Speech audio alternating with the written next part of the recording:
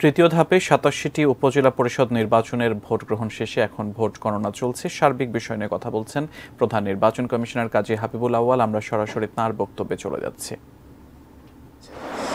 শুধু নির্বাহী প্রশাসন বা পুলিশ প্রশাসন নয়, ভোট গ্রহণকারী যে কর্মকর্তা কর্মচারীগণ ছিলেন তারাও যথেষ্ট পরিশ্রম করে দিনভর রিটার্নিং অফিসার, ভোট গ্রহণকারী রিটার্নিং অফিসার সহ তারা পেশাদারিত্বের সাথে দায়িত্ব পালন করে আজকের যে নির্বাচন এটাকে সফলতা দিতে সক্ষম হয়েছেন। খুবই সীমিত পরিসরে কয়েকটি অপ্রীতিকর ঘটনা ঘটেছে, কিন্তু সেগুলো এমন নয় যে অবাধ ভোটাধিকার প্রয়োগকে বাধাগ্রস্ত করেছে বা প্রতিহত করেছে, তা নয়।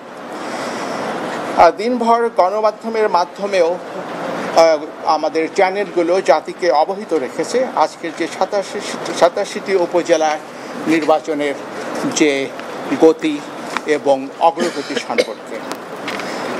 আজকে আইনশৃঙ্খলা রক্ষা করতে গিয়ে আমাদের আইনশৃঙ্খলা রক্ষাকারী বাহিনী, ম্যাজিস্ট্রেট তারা তৎপর ছিলেন। ৩০ জনকে আটক করা হয়েছে। তারা ভোট কারচুপির চেষ্টা করেছিলেন, তাদেরকে আটক করা হয়েছে এবং তাদের দুজনকে তাৎক্ষণিকভাবে কারাদণ্ডে দণ্ডিত করে পাঠানো হয়েছে, জেলে পাঠানো হয়েছে।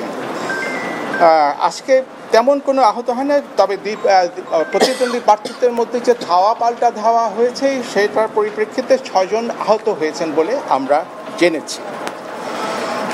কেউ সহিংসতায় তেমন কেউ আহত হন নাই। আমাদের একজন সহকারী প্রিজাইডিং অফিসার আকস্মিকভাবে অসুস্থ হয়ে কিছুক্ষণ পরে উনি মৃত্যুবরণ করেছেন। আমরা অত্যন্ত দুঃখিত এবং তার আত্মার মাগফিরাত কামনা করছি। নানিয়ারচর নামে একটা জায়গা আছে, সেখানে রাঙ্গামাটির, সেখানে ইউপিডিএফ তাদের বেশ কিছু প্রভাব আছে। তারা কিছু ব্যালট বই ছিনতাই করে ফেলেছিল, কিন্তু সেই কারণে ভোট বন্ধ হয়নি। সেই ছিনতাইকৃত ব্যালট বইগুলোকে ওগুলোকে বাতিল করে দিয়ে রিপ্লেস করা সম্ভব হয়েছে এবং ভোট গ্রহণ নিরবচ্ছিন্ন ছিল। নানিয়ারচরের জাহানতলী ভোট কেন্দ্রেও ৫০-৬০ জন ইউডিএফ সদস্য তারা গণ্ডগোল করার চেষ্টা করেছিল, কিন্তু সেটাকে প্রতিহত করা হয়েছে।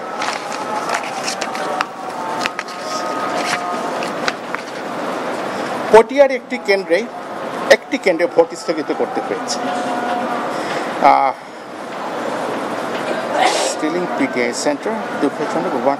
আরেকটি দুঃখজনক ঘটনা হচ্ছে একজন অ্যাসিস্ট্যান্ট প্রিজাইডিং অফিসার এবং এজেন্ট তাদেরকে গ্রেপ্তার করতে হয়েছে। অ্যাসিস্ট্যান্ট প্রিজাইডিং অফিসার তিনি একজন শিক্ষক হয়ে তিনি অবৈধভাবে ব্যালট পেপারে সিল দিচ্ছিলেন। সেটি দেখা হওয়া মাত্রই জিনিসটি আইনশৃঙ্খলা রক্ষাকারী বাহিনীকে অবহিত করা হয়েছে, তাদেরকে গ্রেপ্তার করা হয়েছে। তো এইভাবে আজকে মোটামুটি সারাদিন ভর যে নির্বাচন হয়েছে এটা সন্তোষজনক ছিল। একটি বিষয় হয়তো আপনারা জানতে চাইবেন, উপস্থিতি কেমন ছিল।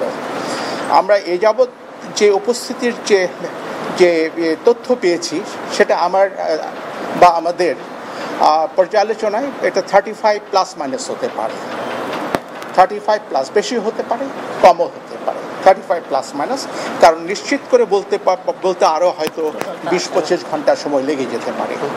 কাজে একেবারে শুদ্ধ সিদ্ধান্ত আপনাদেরকে এই মুহূর্তে দিতে পারছি না।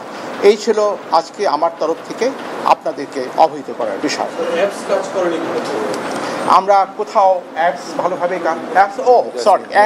বুঝতে পেরেছি, এটা নেটওয়ার্ক খারাপ ছিল, কিন্তু ইভিএম আমি ভেবেছিলাম ইভিএম নিয়ে কোনো রকম সমস্যা কোথাও হয়নি এবং ইভিএমেও পর্যাপ্ত সংখ্যক ভোটার ভোট দিয়েছেন, উপস্থিতিও ভালো। আর অ্যাপসের